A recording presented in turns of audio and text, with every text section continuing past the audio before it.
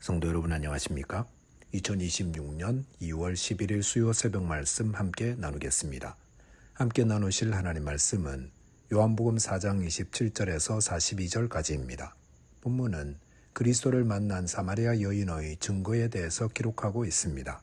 본문을 통해서 성도는 예수님을 전할 때 존귀한 자 됨과 영혼 구원을 사명으로 삼고 살아야 함에 대해서 묵상하겠습니다.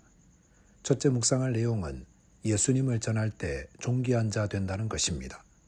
본문 27절에 보시면 이때 제자들이 돌아와서 예수께서 여자와 말씀하시는 것을 이상히 여겼으나 무엇을 구하시나이까 어찌하여 그와 말씀하시나이까 묻는 자가 없더라 하였습니다.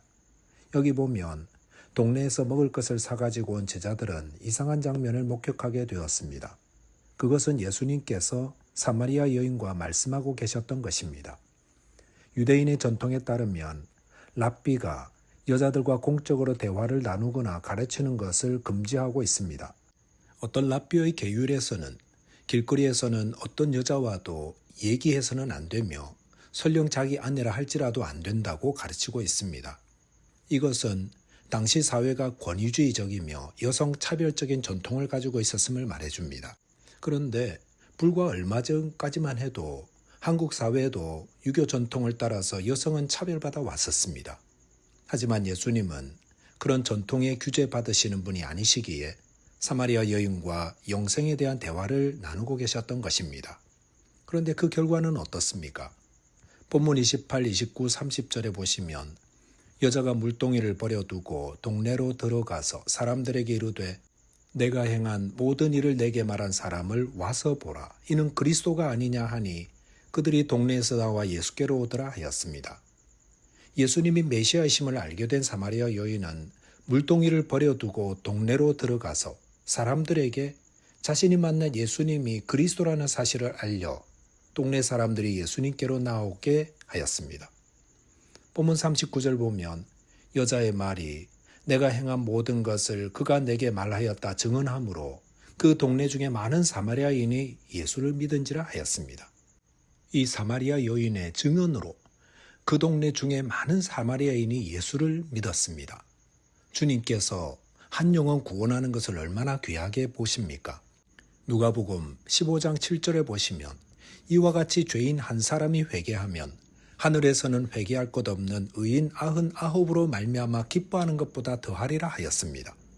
하나님은 많은 죄인이 아니라 단 한 명의 죄인이라도 회개하면 참으로 기뻐하십니다. 그런데 이 사마리아 여인은 그 동네 많은 사람을 예수님을 믿게 하는 일을 하였습니다. 그러니 이 사마리아 여인은 얼마나 큰 일을 한 것입니까? 다니엘서 12장 3절 보면 많은 사람을 옳은 대로 돌아오게 한 자는 별과 같이 영원토록 빛나리라 하였습니다. 오늘 본문에서 별과 같이 영원토록 빛나는 존재가 누구이겠습니까? 요한복음 4장에 나오는 이 사마리아 여인이 아닙니까? 요한복음 4장이 사마리아 여인 이야기를 40절에 걸쳐 길게 소개하는 이유가 무엇이겠습니까? 그것은 이 사마리아 여인과 같이 별과 같이 영원토록 빛나는 존재가 되라는 가르침을 주기 위함이 아니겠습니까?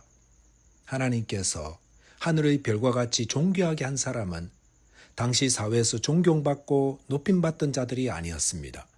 요한복음 4장 3절에서는 예수님은 유대를 떠나셨다고 했습니다. 예수님이 유다를 떠난 것은 바리새인과 서기관들이 예수님을 배척했기 때문이었습니다. 이들은 예수님을 대적할 뿐 아니라 사람들로 하여금 예수님께 가지 못하게 하여 구원을 막는 자들이었습니다. 주님은 후에 이들에 대해 화 있을진저라고 저주하셨습니다. 하지만 랍비의 계율로 천대하며 제자들마저도 멸시하고 사마리아 동네 사람들조차도 멀리했던 이 비천한 사마리아 여인은 어떻습니까? 이 여인은 예수님을 만난 이후 많은 사람을 주님께 돌아오게 하는 별과 같이 빛나는 존재가 되었습니다. 성도 여러분, 중요한 것은 하늘나라에서 존귀하게 되는 것입니다. 이 땅에서 높임 받는다고 반드시 하늘나라에서도 존귀함 받는 것은 아닙니다. 저와 여러분이 이 사마리아 여인처럼 별과 같이 영원토록 빛나는 존귀한 자 되도록 예수님을 만나고 또 예수님을 증거하고 전도하는 자 되시기 바라겠습니다. 둘째로 묵상할 내용은 성도는 영혼 구원을 사명으로 삼고 살아야 한다는 것입니다. 본문 31절 보시면 그 사이에 제자들이 청하여 이르되 랍비여 잡수소서라고 하였습니다. 사마리아 여인이 물동이를 버려두고 마을로 들어갔을 때에 그 사이에 제자들은 예수님께 준비해온 음식을 드리며 잡수시라고 하였습니다. 그랬을 때 본문 32절에서 예수님은 내게는 너희가 알지 못하는 먹을 양식이 있느니라 하였습니다. 이 말씀에 제자들은 누가 음식을 가져다 드렸나 서로 말하였습니다. 예수님은 언제 먹을 것을 드신 것입니까? 본문 34절 보시면 예수께서 이르시되 나의 양식은 나를 보내신 이의 뜻을 행하며 그의 일을 온전히 이루는 이것이니라 하였습니다. 예수님은 나의 양식이 있다 했습니다. 제자들이 알지 못했던 예수님의 양식은 무엇입니까? 그것은 하나님의 뜻을 행하며 그의 일을 온전히 이루는 것이라 하셨습니다. 여기서 예수님을 보내신 하나님의 뜻은 죄인을 구원하는 일입니다. 이것이 예수님이 이 땅에 오신 가장 중요한 이유입니다. 그런데 방금 전에 예수님은 사마리아 여인을 구원하심으로 그 일을 이루셨습니다. 그렇기 때문에 예수님은 그 일을 양식이라 표현하셨던 것입니다. 예수님의 이 말씀은 이 땅에서 먹는 것은 중요하지 않다는 것을 말하는 것이 아닙니다. 이 말씀은 우선 순위에 대한 가르침을 주시는 것입니다. 저희는 육신을 가졌기에 먹어야 합니다. 하지만 먹는 것보다 더 중요한 것이 영혼을 구원하는 일이라는 것입니다. 교회 안에는 모임 때마다 먹을 일들이 자주 있습니다. 초대교회도 그랬습니다. 초대교회는 먹는 것을 교회 주방에서 요리해서 먹는 것이 아니라 각자의 집에서 음식들을 가져와 그것을 함께 나누어 먹었습니다. 이것은 얼마나 아름다운 성도의 교제입니까? 초대교회는 모여서 말씀을 듣고 배우며 또 기도에 전념하고 또 이렇게 먹을 것을 나누면서 영과 육이 하나가 되었습니다. 그리고 이런 아름다운 모임 때문에 많은 사람들이 주님께 돌아오게 되었습니다. 그런데 고린도전서 11장에 보시면 고린도 교회 안에는 영혼 구원의 일을 위태롭게 하는 세속 문화가 있었습니다. 그것은 음식 욕심을 가진 자들 때문이었습니다. 이들은 모일 때 음식 먹는 것을 더 중요하게 생각했습니다. 영혼 구원이나 주님 만나는 일보다 먹는 것이 더 중요했습니다. 그래서 이들은 늦게 오는 사람들 위한 음식을 남겨두지 않고 먼저 와서 다 먹어버렸습니다. 뒷사람에 대한 배려가 없었습니다. 그 결과 늦게 온 사람들은 음식이 없게 되는 일이 있었고 이런 일에 마음이 상하고 시험이 드는 일이 있었다는 것입니다. 이것은 얼마나 안타까운 일입니까? 교회 안에서 먹는 일보다 더 중요한 것은 영혼 구원입니다. 그런데 먹는 것이 우선순위가 되자 그것은 영혼들이 시험받고 상처 입고 그러면서 교회가 위태롭게 되더라는 것입니다. 늦게 오는 사람을 위해 음식을 남기지 않고 먼저 온 사람이 먼저 다 먹는다는 생각은 철저히 세상 가치관입니다. 쇼핑할 때 사람들은 뒷사람을 생각하지 않습니다. 하지만 교회에서도 그렇게 하고 있다면 그것은 더 이상 교회라 할 수 없습니다.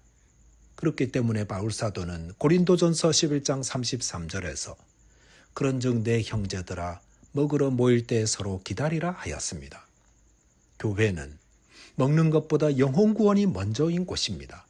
그렇기 때문에 먹는 것 잘 먹었다고 기뻐하는 것이 아니라 한 영혼이 주님께 돌아오는 일을 보며 기뻐하고 그것이 이루어지는 것을 보며 음식 먹지 않아도 만족하며 기뻐하는 것입니다. 교회에서 음식 드시는 것보다 더 중요한 것이 무엇입니까?